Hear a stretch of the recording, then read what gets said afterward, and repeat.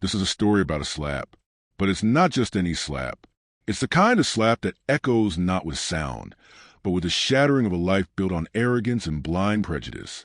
Our story begins in the pristine, unnervingly organized aisles of Quantum Solutions, a sprawling electronics store that feels more like a sterile laboratory than a place to buy a laptop.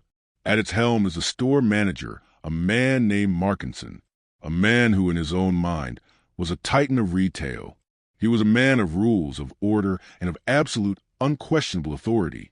He believed that the store's success, its perfect-looking shelves, and its intimidated, quiet staff was a direct result of his iron-fisted leadership. He carried himself with the puffed-up confidence of a king ruling a small, plastic kingdom. He saw a person's worth not in their character, but in the clothes they wore and the assumed size of their wallet. He had a particular disdain for what he called loiterers, anyone who looked like they didn't belong, anyone who wasn't dressed to impress. He was quick to judge and even quicker to dismiss. One Tuesday afternoon, the air in the store was thick with the manufactured calm of corporate efficiency. The fluorescent lights hummed, and the polite yet firm voices of sales associates echoed through the silent aisles. That's when Julian walked in. He didn't look like he belonged. He wasn't wearing a tailored suit or a designer watch. In fact, he looked like he'd been on his feet for hours. He was dressed in a simple, well-worn polo shirt, a pair of dark jeans, and sneakers that had seen better days. His hands were in his pockets, and his gaze was thoughtful, observant. He moved with a quiet purpose, his eyes scanning not the products but the people, the employees.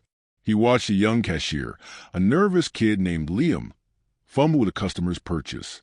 Liam's hand was shaking slightly, and a bead of sweat rolled down his temple.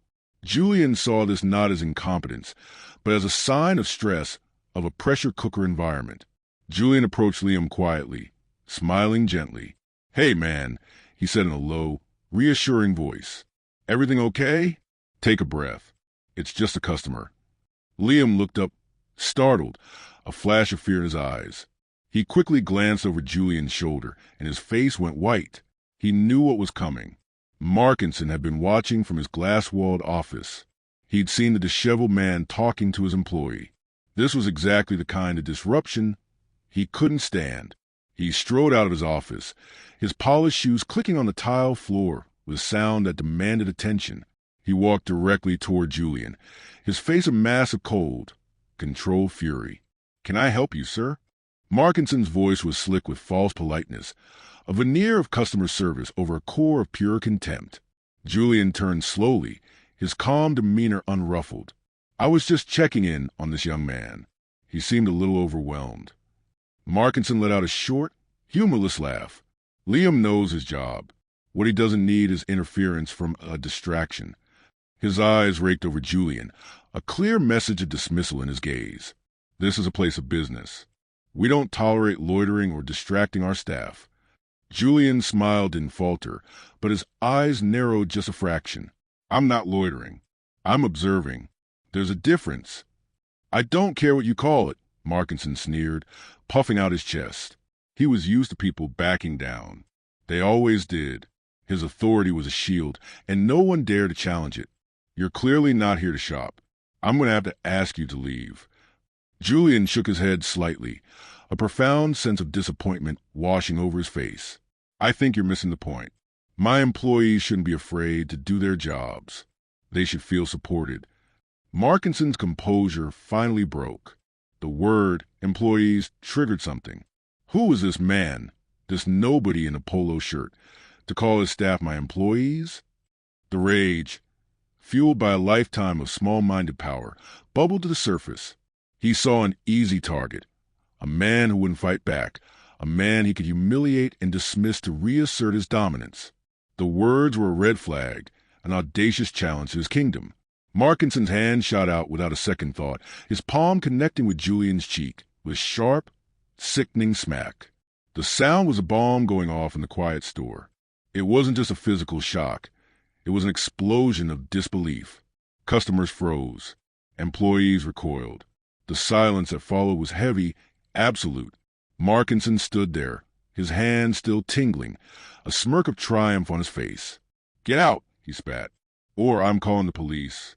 I will have you arrested for assault." Julian didn't flinch. He didn't raise his voice. He didn't even rub his cheek. He just looked at Markinson, a deep, unsettling sadness in his eyes. It was a look that said, "You have no idea what you've just done." Julian reached into his pocket and pulled out his phone. He didn't call 911.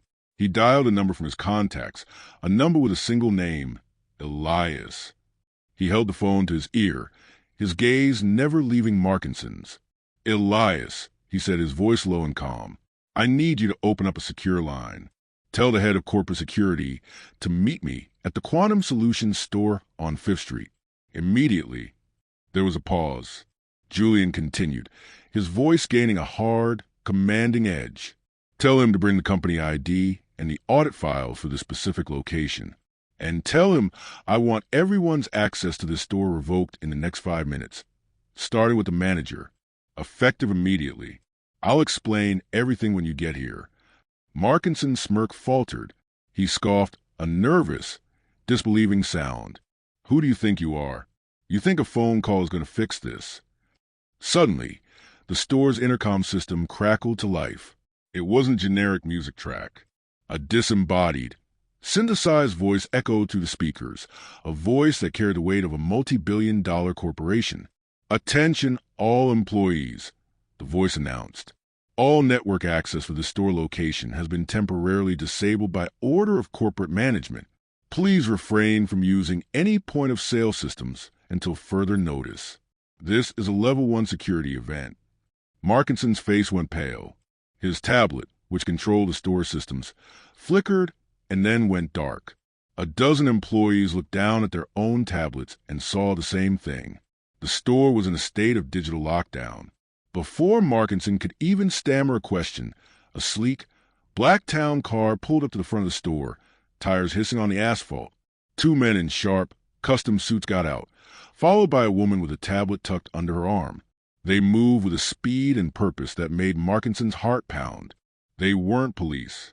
They weren't simple security guards. They were something else. They were power. They walked straight past the frozen employees and the slack-jawed customers, their eyes fixed on Julian. Elias, the man in front, a figure of silent, authoritative strength, held out a small, black leather card holder. Julian took it, his gaze still fixed on Markinson. Julian opened the case and withdrew a single, simple card. It was a corporate ID card, but not just any card. It was an access key, a digital key, and a physical key to the entire organization. The woman with the tablet, Julian's executive assistant, spoke into a small headset. "Confirmed," she said. "All systems for this location are fully under the control of Mr. Hayes. Managers,